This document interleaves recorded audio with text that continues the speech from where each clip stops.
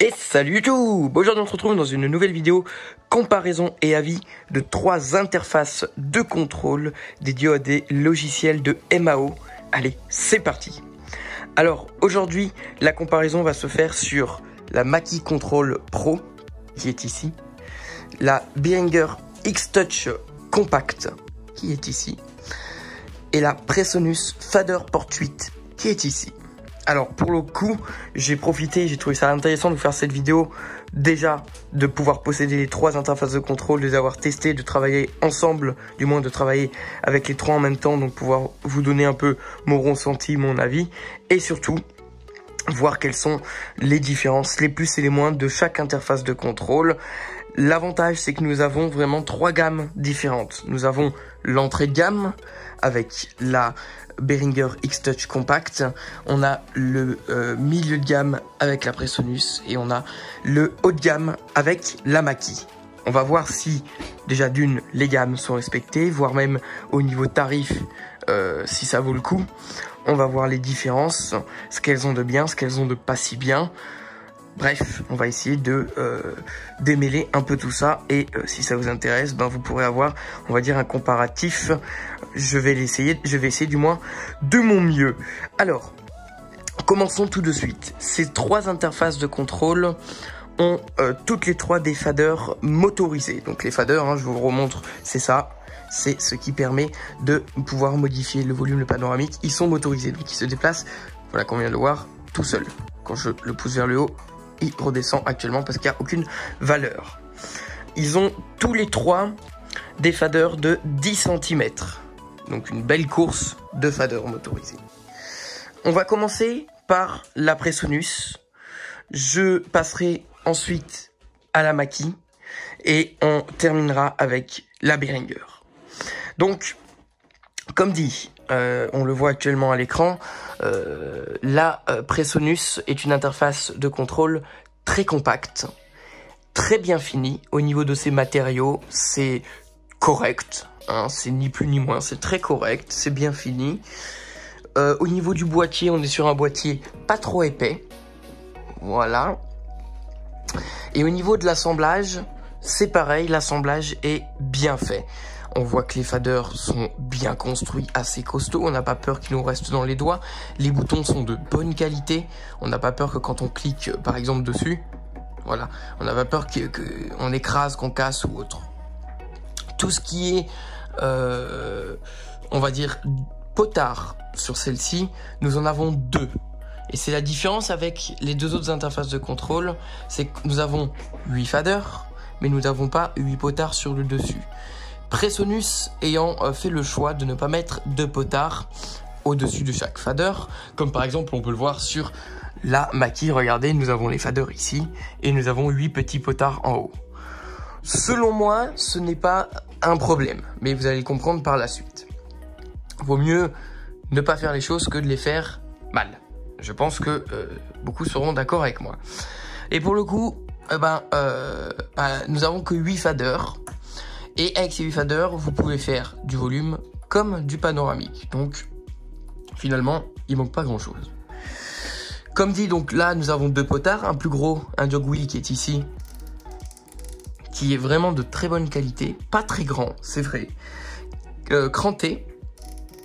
On n'a pas peur qu'il nous reste dans les doigts. Et il est costaud. Et nous en avons un tout en haut à gauche, là, vraiment petit. Pour le coup, là, vous voyez, il y a un peu plus de jeu dessus. Voilà, quand on le prend un peu en main, il bouge un peu. Bon, voilà.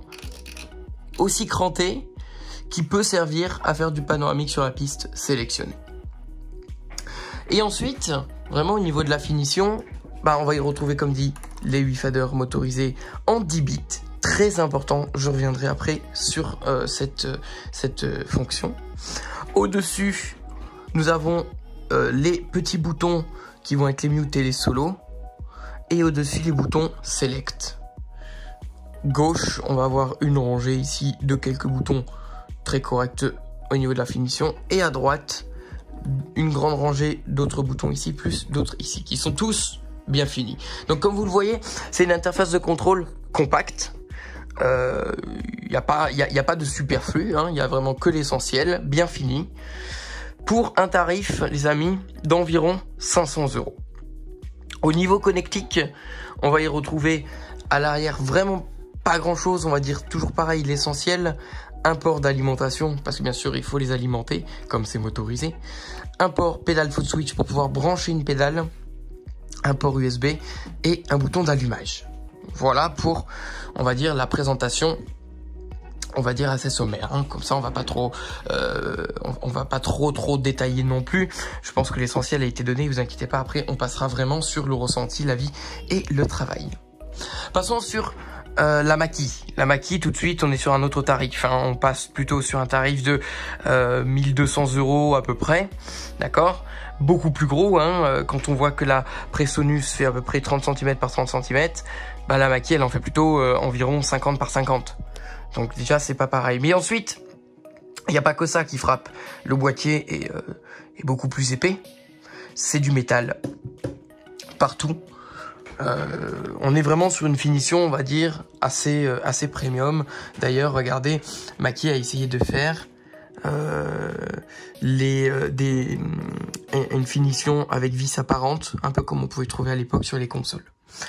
Donc, ici, nous sommes face à une interface de contrôle qui possède 9 faders motorisés, et non pas 8. Donc 8, comme sur la Presonus, et le 9e qui est ici pour le Master. C'est pas mal, c'est pas mal. On va y retrouver une présentation beaucoup plus large, naturellement, comme elle est plus grande. Donc, ergonomiquement parlant, c'est vraiment chouette. Parce que quand on regarde, déjà, il y a plus de boutons. Voilà. Et au niveau de leur positionnement, ils sont, on va dire, bien placés, sans être trop écartés non plus, parce qu'on voit qu'il y a beaucoup plus de surface quand même. Ils sont quand même relativement assez proches, assez gros. C'est pas la même matière, hein, on est sur des boutons plastiques. On voit qu'il y a beaucoup de visseries apparentes, comme là, par exemple, et beaucoup de diodes. Beaucoup de petites diodes qui s'allumeront, qui s'éteindront, etc. Et au bout, on a cet écran qui est assez costaud, on peut le dire, parce que regardez, si je repasse sur la Presonus, on a 8 petits écrans qui font le job, hein. Au-dessus de chaque fader, 8 petits écrans ici. Voilà. Quand on voit la Mackie, voilà, vous avez ce grand écran qui sert pas. Bon, en soi, à vous de choisir, mais ça donne certainement un aspect un peu plus premium. On a, au niveau des fonctionnalités, un gros jog wheel. Il est là, il est peut-être 4 fois plus gros que celui de la Presonus. Il est pas cranté, il est en métal. Voilà. Et pas mal de boutons, comme on peut le voir ici et là, toujours bien espacés sur la rangée de droite, tout en conservant quand même une certaine logique et des groupes aussi. Par exemple, les touches ici de fonction de 1 à 8. Ici, on a tous les armes, solo, mute, select. Vraiment, Mackie a réussi à nous faire quelque chose de pas mal complet, hein, il y a vraiment de quoi faire, tout en restant cohérent et simple. Donc au niveau, bon bah vous l'avez compris, de la finition, ça c'est premium. Et au niveau de la connectique, là pour le coup on est pas mal chargé. Donc à l'arrière on va y retrouver non pas 2, non pas 4, mais 6 prises MIDI. MIDI in et MIDI out, parce que vous pouvez bien sûr brancher des extensions à cette interface ou autre. Voici. Donc MIDI in, MIDI in en in et en out, il y en a donc 6 en tout, 3 et 3. Un port d'alimentation bien sûr, un bouton on off, et on a 3 possibilités de brancher les pédales foot switch. Donc vous voyez que la connectique est quand même bien fournie. Plus un port USB pour la connexion à la machine. Voilà pour la présentation, on va dire, de l'ensemble. En ensemble. Et on va terminer par la Behringer, qui est l'entrée de gamme de tout ça, que vous pouvez trouver dans les environs de 280-300 € à peu près. Donc, qui au niveau du boîtier est aussi épaisse que la Mackie. Donc, vraiment, c'est la plus costaud. Au niveau de la finition, c'est correct, voilà, c'est correct sans plus. on reste dans de l'entrée de gamme. Nous avons 9 faders comme sur la Mackie. 8 pour les tranches de console, le 9e pour le master. Et nous avons aussi 9 potards, du moins 8 pardon, potards au-dessus des faders. Très peu de boutons, comme on peut le voir, enfin quand je dis très peu comparé à la Mackie et à la Presonus, on en a 3 par tranche au-dessus et 1 en dessous, ça fait 4. À droite, on a ces 6 potards, je me pose encore la question, on en parlera plus tard. Nous avons ces 8 boutons, voilà c'est tout. Donc peu fourni en boutons, après certains diront qu'il y a l'essentiel, il n'y a pas besoin de plus. La finition c'est correct, le choix des matériaux pour certains c'est critique, pour d'autres c'est correct, on en parlera un petit peu après dans la vie. Et au niveau de la connectique, là pour le coup Behringer, ils ont voulu faire les choses un peu en grand. Nous avons 2 pédales foot switch, nous avons 2 MIDI in-out, un port USB pour l'ordinateur bien sûr, un hub USB, donc 2 ports USB pour pouvoir faire en sorte que votre interface de contrôle fasse hub USB et une prise d'alimentation et bouton on-off. Voilà pour la présentation de la Behringer. En soi, il n'y a pas grand chose de plus à dire dans sa présentation. Les boutons, donc les faders sont très plastiques là pour le coup.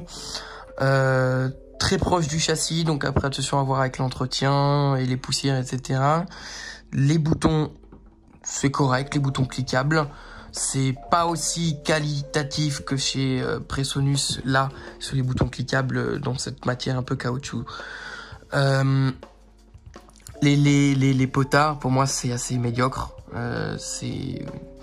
Vaudrait mieux pas en mettre. C'est que mon avis, après, les amis. Mais quand on voit, par exemple, celui-ci, ils sont crantés, donc c'est les potards qui se situent au-dessus des tranches de console.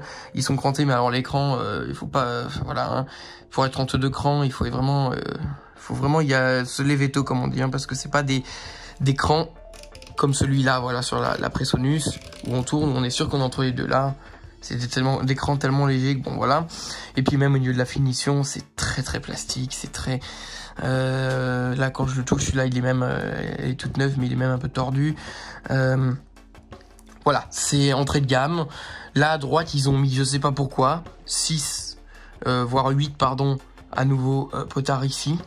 Il n'y a pas de jog wheel, donc bon, on peut se servir des petits potards comme jog wheel ici, ou les potards on peut s'en servir pour autre chose, comme dans les plugins et autres.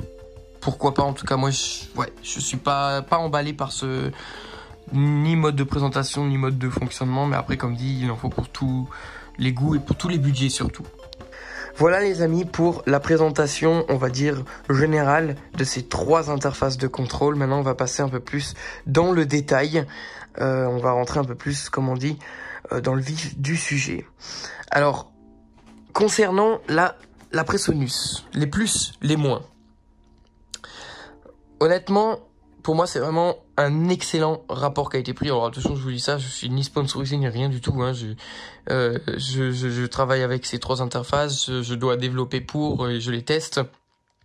Pas une seule fois j'ai été payé pour vous dire tout ça. Donc, je vous le dis avec mon avis personnel. Donc, au niveau de la Presonus, assemblage, pour moi c'est très correct. Allez, on peut critiquer le petit potard en haut à gauche qui se balade un petit peu, qui aurait pu être un peu plus gros. Le jog wheel aussi peut-être un petit peu plus gros, celui de droite là. Bon, et encore, il est très correct, hein, on peut le prendre à pleine main, il n'y a pas de problème. Hein. C'est vraiment pour chipoter. Je sais que au niveau des écrans, moi je trouve que ça fait essentiel parce que je m'en sers pas étant en voyant, mais certains pourraient ça pourrait pas plaire parce qu'on voit que c'est juste des tout petits carrés au-dessus des tranches qui, à mon avis, n'affichent que l'essentiel. Bon. Au niveau des faders, c'est du 10 bits comme dit, donc on est hyper précis et ça c'est vraiment chouette. On peut vraiment être hyper précis dans le placement de son pan ou de son volume. Ce que je pourrais reprocher à ces faders, contrairement par exemple à la Mackie, c'est qu'ils sont très proches. Regardez, il n'y a même pas un fader d'écart entre les 2 faders, le 1 et le 2 par exemple. Je peux même pas vraiment y mettre mon doigt. Oui, je peux y mettre à peine mon doigt, mais dans le travers. Mais je peux pas poser mon doigt à plat entre les deux faders. Donc, ils sont peut-être un petit peu proches. Alors, ça joue dans l'aspect où ils ont voulu faire Presonus quelque chose de compact. Parce que quand on passe, regardez par exemple sur la Mackie, l'écart est beaucoup plus important, beaucoup plus. Il y a un fader d'écart. Je peux facilement y mettre mon doigt entre les deux, vous voyez. Donc, revenons à la Presonus. Outre ces faders un petit peu trop proches, mais franchement on s'y habitue, il n'y a pas la présence d'un 9e fader. Après, c'est pratique, mais alors est-ce que c'est une obligation? Bon, chacun après il voit son intérêt, parce que le master apparaîtra plutôt ici par exemple que en 9e position. Enfin, il apparaîtra sur les 8 et il n'aura pas son fader dédié. Bon, Presonus n'en a pas mis. Et au niveau ergonomie, ce que je pourrais un petit peu tiquer, c'est au-dessus des faders, des 8 faders, ils ont mis les boutons mute et solo, des tout petits boutons comme vous pouvez le voir, mais alors vraiment petits, l'un à côté de l'autre, donc ça fait 16 boutons l'un à côté de l'autre comme ça. Pour le coup, moi, c'est une question d'ergonomie, hein. Ergonomiquement parlant, je préfère ce qu'ils ont fait même chez Behringer ou sur la Mackie. Regardez la Mackie, au-dessus des tranches, on a effectivement donc là 4 boutons, mais non pas à l'horizontale, mais en verticale, assez gros, comme on le voit bien, hein. On peut bien cliquer dessus, 1, 2, 3, et le 4e est bien déporté. Donc ça, c'est pour moi une ergonomie que je préfère. Après, c'est une question de goût. Disons qu'ils ont continué dans leur logique du compact chez Presonus, et par contre, c'est très bien fini, il n'y a rien à dire. Au niveau des boutons, etc., c'est très bien fini. Au-dessus, nous avons les Select. Les Select qui sont au-dessus de la ligne des mutés solo, qui sont pour le coup là très bien espacés, assez gros, très bien, et là il y a rien à dire. Comme pour les boutons qui sont sur la rangée de gauche, comme pour les boutons qui sont sur la rangée de droite et en dessous et au-dessus du jog wheel. J'aime beaucoup cette petite présentation pour tout ce qui est transport, ça ressemble un peu à une main. Donc play, pause, rec, cycle, etc. Pour moi, c'est vraiment une interface de contrôle qui remplit toutes les cases. Je vous ai vraiment donné les moins, les plus, ce qu'elle fait vraiment bien. Elle est très précise, très costaud. Elle fait vraiment le job au niveau de la qualité et de la précision. Les moteurs sont discrets, sont silencieux, et ça c'est important. Parce que quand on travaille plusieurs heures, c'est fatigant à un moment donné d'entendre tout le temps les moteurs, comme on en parlera par exemple sur la Behringer. Ce que j'aurais pu, si vraiment je voulais que ce soit le produit parfait, j'aurais bien voulu un peu plus de boutons pour diminuer les zones. Là actuellement, Presonus a pris le parti de mettre un peu moins de boutons physiques, mais de faire des zones. Par exemple, ici nous avons la touche Shift, on en a même deux, Shift de gauche, Shift de droit, qui se trouve ici. Et avec ces deux touches, on va venir combiner par exemple les touches Select, ici les touches de fonction, mais pas que. On va y trouver par exemple ici Option, ici Contrôle et ici Commande. Donc en partant du bas, ça fait Shift, Contrôle, Option, Commande. Donc on a quand même ces 4 touches de fonction, comme on va retrouver sur la Mackie par exemple. Mais ces touches-là, on va être plus obligé de les utiliser que sur la Mackie, parce que par exemple, on va plus être obligé pour aller chercher une zone ou des fonctions qu'on aura ou programmées ou qu'on veut exploiter, de faire par exemple comme ça, de faire un Option plus Select 1, 2, 3, 4, ou de faire un... Il y a aussi cette différenciation entre le Shift de gauche et le Shift de droit, pas se tromper de bien prendre le Shift à gauche pour certaines fonctions ou le Shift de droit pour d'autres fonctions, pour par exemple utiliser les touches ici, FN. Alors après, ça a été très bien pensé, ergonomiquement parlant, ils ont fait en sorte de réduire, je pense, les coûts, donc en mettant pas de potard en haut, en faisant quelque chose de compact et en réduisant le nombre de boutons, mais les zones ont été très bien pensées. Vous voyez, ils ont quand même mis une touche Shift à droite pour qu'on puisse, avec la main droite, avec une seule main, faire Shift, et voilà, je fais avec la main gauche, je peux faire Shift avec mon petit doigt et j'ai accès à toutes les touches de fonction jusqu'à F8. Même si elles n'ont pas tout à fait les mêmes fonctions, parce que celle-là ne se verrouille pas, celle de gauche ne se verrouille pas, celle de droite peut être verrouillée. Bon. Donc voilà, on a fait un peu le tour. Dans l'ensemble, vraiment excellente interface de contrôle. Rapport qualité-prix, je pense, imbattable. Et saura se fondre vraiment, on va dire, dans la masse. C'est-à-dire, on n'a pas grand-chose à lui reprocher à cette interface de contrôle. Elle fait tout très bien. Et les petits détails, vous avez vu, j'ai remarqué, c'est vraiment... c'est vraiment du détail, comme voilà, un petit écart qui aurait été peut-être un peu plus appréciable pour les faders, peut-être une ergonomie un petit peu plus, des boutons peut-être un peu plus gros et peut-être un peu mieux situés au-dessus des faders. Bon, un potard en haut à gauche qu'on ne se sert pas en plus, hein, parce qu'on est toujours en mode... Enfin, du moins, moi personnellement, je ne l'utilise jamais pour mes panoramiques parce que je fais tout avec les faders. Bon, et peut-être rajouter quelques boutons, mais vous voyez, c'est que c'est quelques détails, quoi. Hein. Dans l'ensemble, ça fait le boulot et très très bien. Il y a un pilote à installer quand même, donc elle est très bien reconnue hein, quand on l'embranche sur Mac toute seule, mais il y a quand même un pilote qui permet de la tenir à jour et surtout de maintenir une bonne compatibilité, parce que les amis, elle se connecte en MCU Pro, donc en Mackie Control Pro. Elle se sert justement, c'est très rigolo parce que cette interface de contrôle se sert du protocole Mackie Control Pro de celle-ci. Donc les deux, quand on travaille dessus, elles se servent du même protocole. Après, vous inquiétez pas, on peut en faire ce qu'on veut parce qu'elles sont pas sur le même périphérique. Donc il n'y a pas de souci si vous branchez les deux en même temps. Vous pouvez travailler en même temps, c'est juste le même protocole, mais il n'y aura pas de confusion. Voilà, je pense qu'on a fait un peu le tour là pour la Presonus. On va passer sur la Mackie. Donc la Mackie, ce que j'aime beaucoup personnellement, c'est les faders, ils sont aussi précis que sur la Mackie, sur la Presonus. D'ailleurs, c'est les mêmes.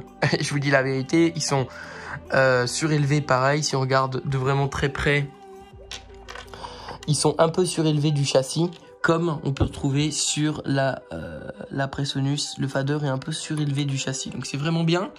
Et ça évite aussi un peu l'inertie des moteurs. La précision est la même. Donc je suppose qu'on est sur du 10 bits parce que la précision est parfaite. Hein, c'est comme sur la Presonus. Pour moi, au niveau fader, c'est pareil. C'est les mêmes faders. Ils sont peut-être un poil plus larges. Mais alors quand je dis un poil, si c'est 1 mm de plus, voilà.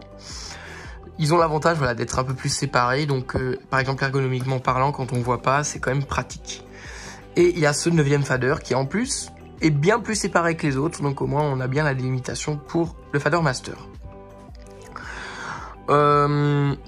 Tout ce boîtier en alu, bon c'est bien, ça fait premium, mais pour moi ça fait plus payer une marque. Vous voyez, ça résonne un peu, c'est un peu vite, mais bon, ce n'est que mon avis. Ils ont voulu faire une grosse présentation, enfin une belle présentation, et selon moi, il y a peut-être plus d'espace qu'il en faudrait. Enfin voilà, ils auraient pu faire peut-être un peu plus compact. D'ailleurs, elle est assez épaisse comme interface, on le voit, et puis derrière l'écran, on n'en parle même pas, ça fait 10 cm derrière, ça remonte de 10 cm. Donc c'est loin d'être transportable ou d'être compact. On est à l'inverse du côté compact. Hein. Ce jog wheel, bah je sais pas. Honnêtement, je sais pas. J'ai pas mal travaillé avec. Il n'est pas cranté, ou du moins très légèrement, mais alors tellement légèrement que... Ouais, regardez. On l'entend un peu quand on va très vite. Mais alors, c'est des crans qui sont imperceptibles. Enfin, c'est au toucher comme ça. Ouais, enfin, c'est très très léger, quoi. Il est agréable parce qu'il est très gros, il se prend facilement en main. Après, je sais pas, j'aurais voulu peut-être pour le tarif un retour de force, effectivement. Comme les vrais jog wheels. Où vous voyez, il y a le trou pour mettre le doigt comme ça, on tourne, on a un retour de force. Là, non, c'est totalement... c'est un jog wheel libre, quoi. Donc il est bien de par sa conception, de par sa taille et de par c'est efficace. Par contre, ouais, moi j'aurais personnellement espéré un peu plus. Un peu plus, pas plus de qualité parce qu'on le voit, enfin il bouge un peu dans son axe. Bon, vous voyez, j'arrive à le faire bouger sur son axe. Ok, c'est pas très grave encore en soi. Par contre, pas de retour de force et même pas un peu de cran. Enfin, quand on fait du mesure par mesure, moi je trouve qu'on tâtonne un petit peu. Vous voyez, quand je tourne comme ça, disons que avec par exemple la Presonus, c'est assez relativement simple. On entend c'est des crans, donc un cran c'est une mesure par exemple. Voilà, c'est faisable, hein, ça se fait, mais on est moins précis. On peut aller moins vite, par exemple. Hop, on va aller trop vite, on va aller d'un coup trop vite. Voilà, bon, c'est mon avis. Ensuite, bon, il y a quand même cet avantage, hein, c'est pour du scrubbing. Là, on a en plus le bouton scrub qui est juste ici. Donc, tac, on appuie, il bascule en scrub. Donc ça, c'est plutôt chouette. Et là, pour le coup, bon, que ce soit pas cranté comme celui-ci ou que ce soit cranté comme celui-ci, moi, ça me dérange en rien. Pour faire du scrubbing, c'est pareil. Bon, c'est une question de goût. Sur le côté, on a des flèches directionnelles. Alors nous, on les a réadaptés. Si vous êtes intéressé pour en savoir plus, regardez sur la chaîne avec Fastboard, hein, parce que toutes ces 3 interfaces de contrôle, je les ai avec moi en ce moment pour pouvoir les vocaliser. Et c'est grâce à ça que j'ai pu travailler avec et vous faire mon retour. Donc elles servent normalement au zoom. Nous, on a fait plutôt une zone de déplacement pour VoiceOver. Après, on va y retrouver au-dessus, là, donc sur la partie droite, des zones de boutons, ici, avec tout plein de petites LED, plein de petites vis. Pour les personnes voyantes et intéressées, elle est sérigraphiée pour Logic Pro. Si vous souhaitez la sérigraphier pour Ableton, Pro Tools ou autre, Mackie vend des stickers, enfin ça se colle dessus, où on voit les inscriptions, les noms des boutons, vous voyez. On peut remplacer chaque nom de bouton pour la sérigraphier au logiciel que vous souhaitez. Voilà, donc des boutons pareils, à l'ergonomie bien pensée, bien faite. On voit que c'est des lignes, par exemple, en haut on a 2 petits boutons, après c'est une ligne de 8, et à nouveau une ligne de 8, à nouveau, là c'est 2 lignes un peu plus proches de 8, après c'est une ligne de 7, là on a les transports, etc. Donc c'est vraiment bien pensé au niveau de l'ergonomie, on peut aller assez vite, on a pas mal de repères au toucher, même quand on voit pas, bon parce qu'il y a pas mal de petites diodes et de vis un peu ici et là, même si je pense que l'ajout de repères, autocollants ou autres, serait intéressant, pour le coup, sachant qu'il y a vraiment pas mal de boutons et que la zone est assez étendue quand même. Et le fait que ce soit étendu, on aurait vite fait de dire hop, il est où le F4? Ah, je sais que c'est là, je sais que c'est par là. Ah mince, mais il est quand même très proche. Donc je prends comme repère une petite diode ici. Non, là, 1, 2, 3, 4. Voilà, il est là. Disons que ça peut être vu de 2 façons. Le fait qu'il y ait plus de boutons et que ce soit plus large, on peut dire qu'ergonomiquement c'est pas mal. Ben oui, c'est pas mal parce qu'il y a plus de boutons et que c'est un peu plus large. Par contre, vous voyez le temps que j'ai mis pour trouver le F4 avec tous les boutons, bah là je retourne sur la Presonus, le F4, tac, il est là. Vous voyez, c'est relativement facile parce que bah, c'est compact. Et le fait que ce soit compact et que ce soit bien délimité, pas forcément que en ligne, en colonne et en carré, etc. On va plus vite. Alors après, c'est sûr que j'aime beaucoup quand même cet aspect de la Mackie très étendu, avec pas mal de boutons, pas mal de fonctionnalités. On a les potards en haut, donc en haut de chaque tranche, comme je vous ai dit tout à l'heure, hein, les potards pour les pannes, qui sont petits, voilà pour le coup, qui sont cliquables. Et le fait qu'ils soient cliquables, ça permet de pouvoir remettre votre panne à 0. Moi personnellement je m'en suis pas servi parce que je me sers de la même façon que la Presonus. Je me sers des faders pour faire mes panoramiques, donc je m'en suis pas vraiment servi. Et à la longue, à mon avis, ils sont un peu petits quand même. Ils auraient pu faire des potards un poil plus gros, parce que pour les prendre entre les mains, les crans sont pas mal, les crans sont vraiment pas mal, mais par contre ils auraient peut-être pu faire des potards un peu plus gros. Pour le prix, je pense qu'ils auraient pu faire ça, Mackie. Bon, on a cet énorme écran au bout. Bon, voilà, après, il jugera qui voudra et qui sera intéressé.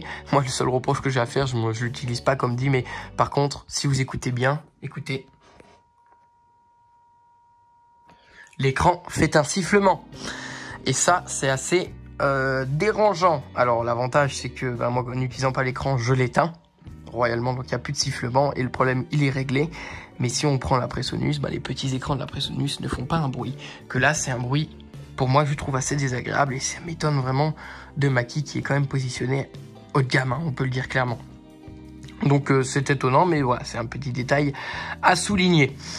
Assez lourde aussi, pour ça que j'ai dit gabarit pas trop transportable. On est je crois entre 6 et 7 kg, donc assez costaud quand même, hein. Et puis je pense qu'on a un peu fait le tour. J'aime beaucoup aussi le fait, mais je vous l'ai dit tout à l'heure, les boutons au-dessus des tranches, bien délimités. On a pas mal de repères par des vis, hein, comme je vous ai dit, ou par des petites diodes ou autres. Mais j'aime beaucoup le fait que ce soit vertical et non pas horizontal. Donc on a les 3 boutons bien distincts au-dessus de chaque tranche. Donc peut-être se mettre des repères quand on voit pas au milieu des deux, par exemple entre le 4 et le 5. Bon. Et tout en haut, le bouton bien écarté qui sont les boutons ARM.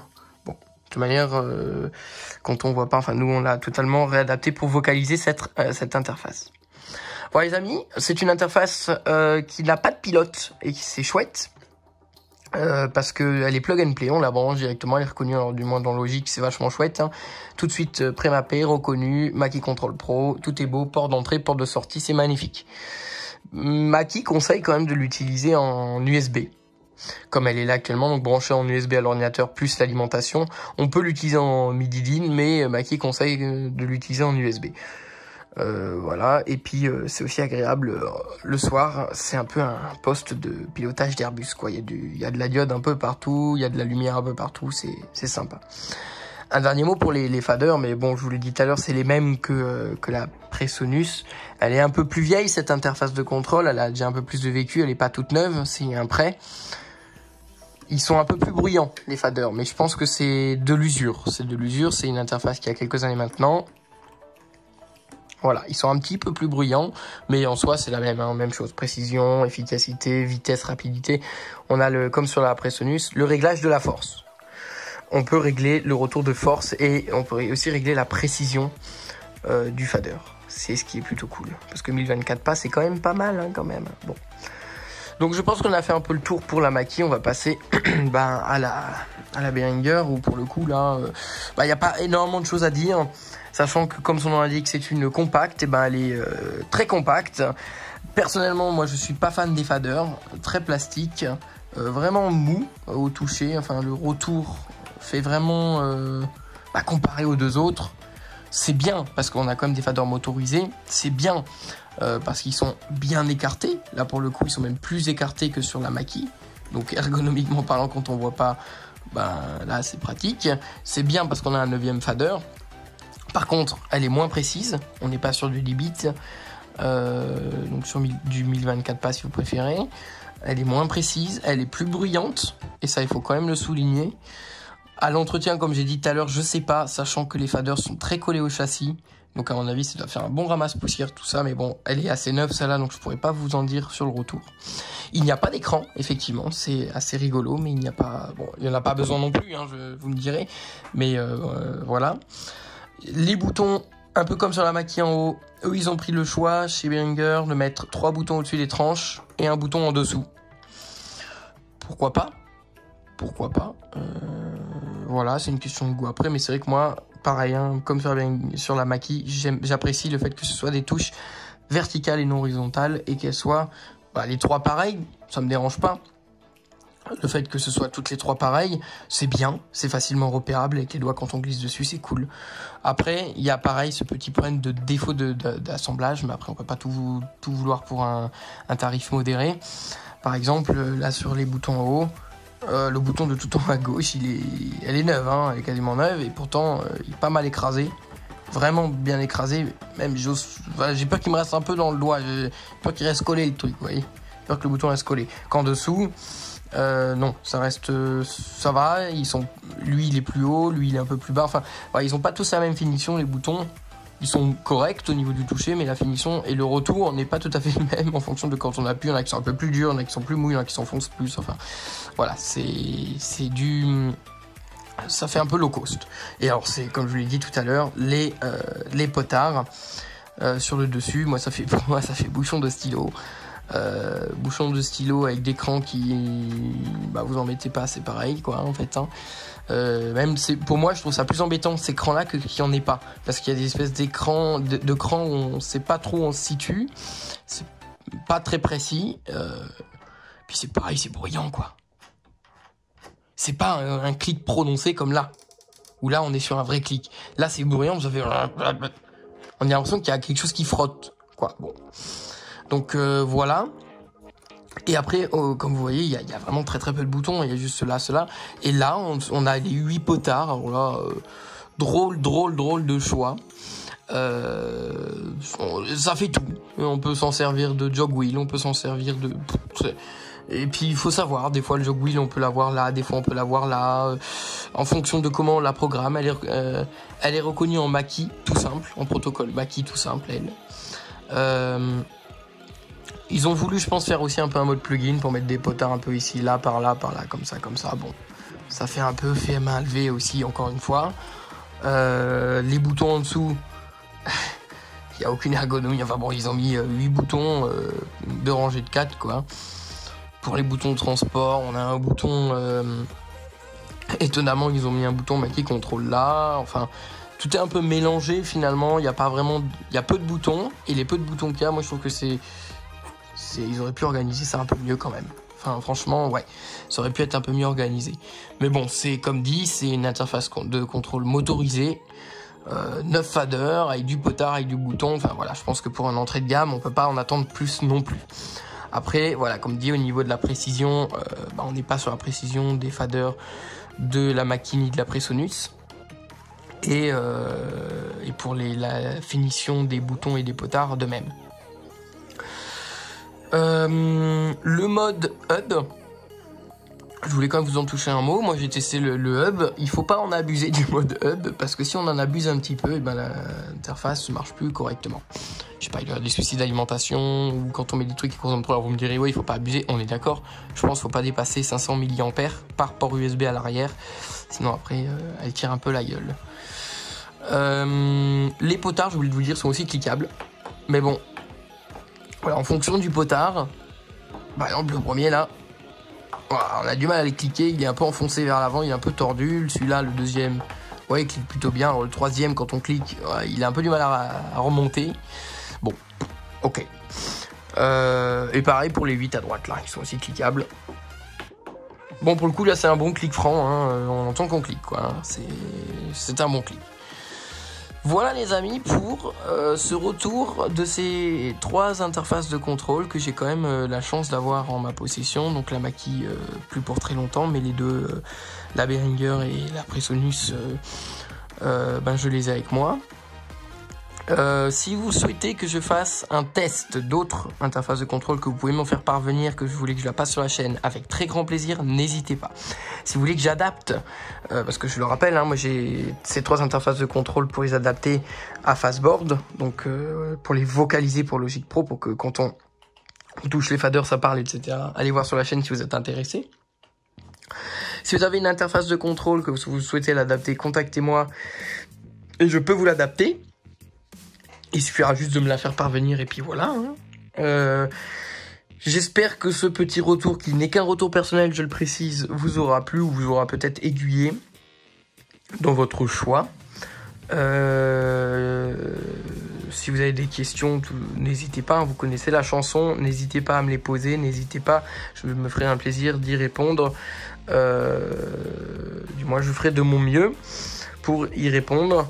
N'hésitez pas également, si vous êtes intéressé, à rendre du matériel adapté, accessible. Comme vous voyez, par exemple, là j'ai donc un Studio Logic, un clavier maître en 88 notes, et au-dessus j'ai le natif Complete Control S49 qu'on va essayer d'adapter un peu plus, du moins qu'on va essayer de vocaliser plus. Donc vous avez compris, là on est vraiment dans l'adaptation et la vocalisation. Donc si vous souhaitez avoir du matériel adapté, vous êtes au bon endroit, n'hésitez pas à demander, n'hésitez pas à me donner aussi votre avis sur ce que j'en ai dit aujourd'hui de ces 3 interfaces de contrôle. Le débat est ouvert et je suis très curieux d'avoir vos avis. Si vous avez, par exemple, je sais que Behringer, ils ont, donc là c'est la X-Touch Compact, il y a la X-Touch normale et puis il y a une autre encore. Donc à vos retours ou d'autres interfaces que je n'ai pas en ma possession, d'autres marques ou autres, avec grand plaisir, le débat est ouvert les amis. J'espère que cela vous aura plu. Si vous avez des questions, toute autre interrogation, vous connaissez la chanson. Hein. N'hésitez pas en commentaire sur la page Facebook, par mail ou sur le site internet. N'hésitez pas à me suivre sur tous les réseaux de syndication, qui soient le site web, la chaîne de Luc.fr, la chaîne YouTube, la chaîne de Luc, la page Facebook. Bref, tout à base de la chaîne de Luc, c'est pas beau ça. Suivez-moi partout les amis pour continuer à suivre toute l'actualité de la chaîne, les nouveautés, les sorties, les nouveaux tutos, conseils, etc. Déballage, présentation, tout ce que vous voulez. Et puis moi je vous dis à la prochaine. Allez, salut, ciao, bye bye.